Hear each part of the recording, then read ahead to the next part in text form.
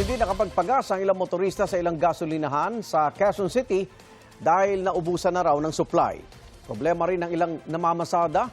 Mababawasan na naman ang kanilang kita dahil sa mega oil price hike. May unang balita live si James Agustin. James?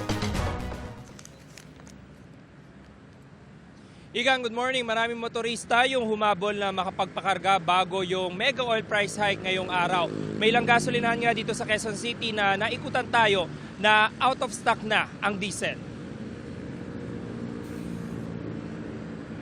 Alas 11 na ng gabi, mahaba pa ang pila ng mga motorista na magpapakarga sa gasolinahang ito sa Commonwealth Avenue sa Quezon City. Ang motorcycle taxi rider na si Randolph, paubos na ang gasolina. Naka-anim na gasolinahan na raw siya na mahaba ang pila. Masakit sa ulo talaga yan. Dagdag na naman sa gastusin yan, yung pagtaas na naman ng gasolina. Paano discounting ginagawa? Gano'n lang talaga sir, sipag lang. Kahit na malayo yung mga biyahe, kuha na lang ng kuha para makapag ng gasolina lang. Tsaka pangkain ng pamilya lang, okay na yan. Nagpakarga na rin ang TNVS driver na si Jobert bago gumarahe para hindi abutan ng big time oil price hike. Malaki na naman daw ang mababawas sa kanyang kita. Para kumita ka, dagdag ka na lang ng oras. Kung dati 14, gawin mo ng kahit mga 2 oras, dagdag ka na ulit. Sa isang gasolinahan sa Fairview, naubos na ang supply ng gasolina at diesel bandang alas 10 kagabi. Kaya zero ang nakasaad sa kanilang digital price board.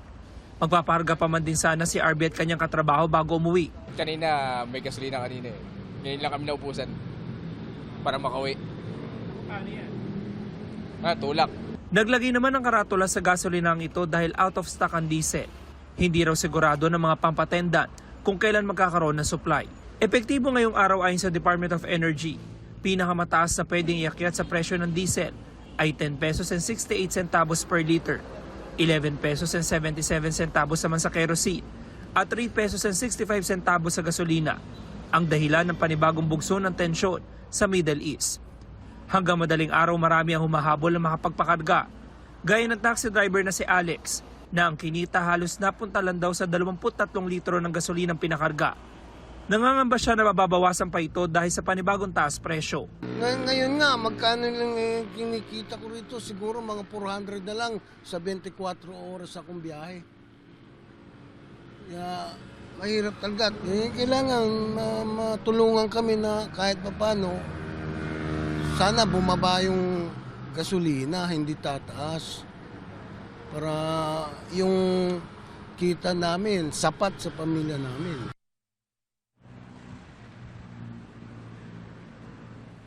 Samantala, Igan, sa isang gasolinahan dito sa Quezon City, hindi na ganun kahaba yung pila ngayong pasado alas 6 ng umaga. Kumpara kaninang madaling araw at kagabi na umabot dito sa may Commonwealth Avenue yung pila. Dahil inaabisuhan na rin yung mga motorista na cut off na at kinakailangan na magpalit ng presyo nitong gasolinahan. Epektibo nga ngayong pasado alas 6 ng umaga. Yung manay latest mula po rito sa Quezon City, James Agustin, GMA News.